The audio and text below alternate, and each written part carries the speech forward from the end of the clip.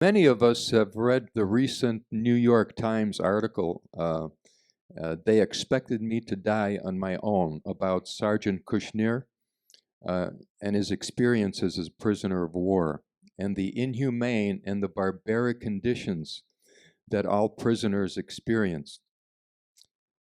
Now, Alexei, you have, Arseniy, you have been wounded on at least several occasions, but during captivity, you sustained further injuries.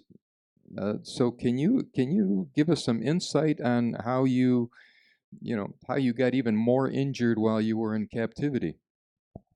Actually, my injuries are not the worst because some people were beaten to death. Some people got torn lungs.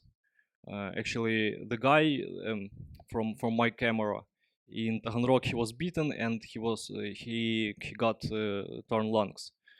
After that, they took them to the hospital, make an surgery to rescue him.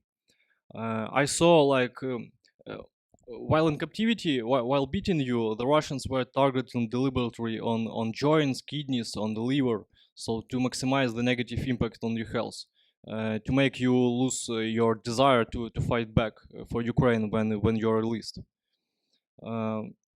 Also, Russians are accused of poisoning the food because, as analysis says, all people who came from Taganrog, they had liver damage. So in Taganrog, beatings and tortures became a casual routine for our people. There was maybe several weeks when we had some rest, when we hadn't beaten. But after that, they started the interrogation, and during that interrogations, under tortures, they wanted to make you give false confessions of committing war crimes, because they had to feed their propaganda machine with all that evidences, false evidences. So actually, in captivity, my condition got worse than in Mariupol during the combat actions.